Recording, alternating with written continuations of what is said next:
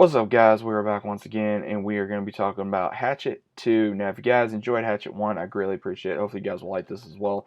Now, again, I have really been just wanting to watch different horror films, and like I said, I was unable to really watch any of the. I never reviewed these, so I figured, like I said, continuing with the review of not only Hatchet like one, two, three, so on and so forth. But seeing, of course, Hatchet 2. Now, I will say this: Hatchet 2 would probably have to be my favorite, and the reason why I say that is, of course, obviously we have, of course, one of our main casting is Danielle Harris. Now, again, I love Danielle Harris. I've been a fan of hers for so long. She's not only very beautiful, but she's very charismatic. She's very, she can literally transform herself into any character. Now, again, this is something of, horror, but again, yeah, she can fit in anything, and I really like that about her. And I love this franchise, and I think when she got into the role of playing as Mary Beth, I think that was very good for her. Now, in the entirety of the film, she is the sole survivor of the first movie. She goes to, of course, Tony Todd's character about Victor Crowley, and she is informed about what happened and the reason why, I guess, she either survived or why people do not like her or her family in that area is because of her father was unfortunately one of the kids that killed Victor Crowley and was blamed for that particular night. And the character that Tony Todd plays, he apparently was supposed to be out there with her father, and that's how he knew him. As well as also, we see again all this a major casting comes back. Tony Todd, Kane Holder, Danielle Harris. We have just all these horror icons that come back into this, and the character that Tony Todd plays, Reb Zombie. He comes up with an idea of, oh, hey, let's go ahead and just try to get everyone that was around there to be killed. That way, maybe he could put his spirit to rest, and that way, he can make more money, through his swamp tours. And so they go out there, and he tells her, hey, but we need to have another. You need maybe have like an uncle, boyfriend, whatever.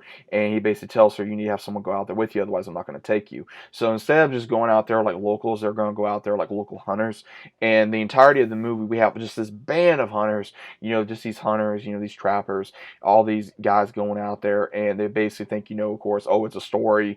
And again, it's not a story. They don't think it until, it's too late, where everyone starts getting slaughtered and killed.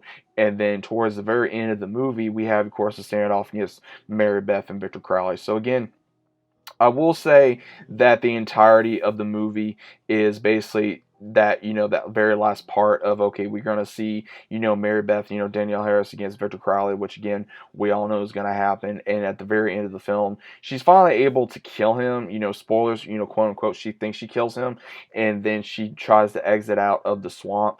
And we do see where it will go into another movie, obviously, because, there's about 3 or 4 of them. So again, this movie I found to be very interesting. I did enjoy it. It was one of those movies where you don't take very seriously, but at the same time, it was one of those where you're like, okay, well, I want to do this, or I want to do this, or I want to try to do this.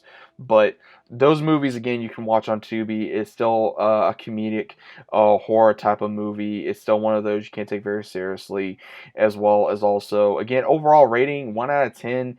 I give it probably an 8, 8.5. And the only reason why I say that is because there's more action. There's more of a like, oh wow, I can't believe this is going on type of feeling, to where in the first one it was more of a, typical teenager or young adult getting killed, where now it's not just the young adults, it's actually people going out there to hunt this, this entity, this creature down to earn money, or make a name for themselves, or to just go out there and just have money mainly. And of course, we get all these characters that come together and try to do this and try to do that.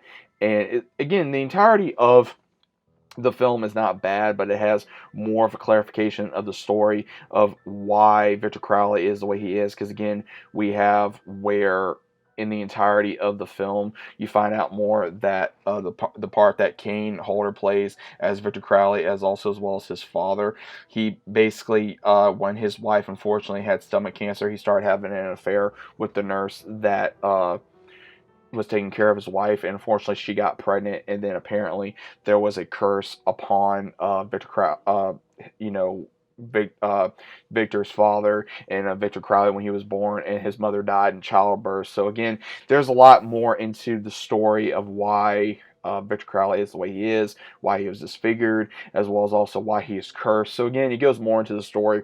But overall, like I said, go check this movie out, guys. It is worth a watch. Personally, like I said, I do enjoy the second one a lot better than the first and third film. That's just me personally. But let me know your thoughts about this down in the comments down below. If you guys are new to the channel, consider subscribing. Links down below. Leave a big fat like on the video if you guys enjoy. Click notifications so you guys can be notified every time I upload a video. Like I said, go watch it on Tubi. Hopefully you guys have seen Hatchet too. If not, let me know if you have or you haven't, what your thoughts are, if you loved it, hate it. You know, you're entitled to your opinion as well. Let me know what you guys think. As normal, I'll see you guys on the very next one.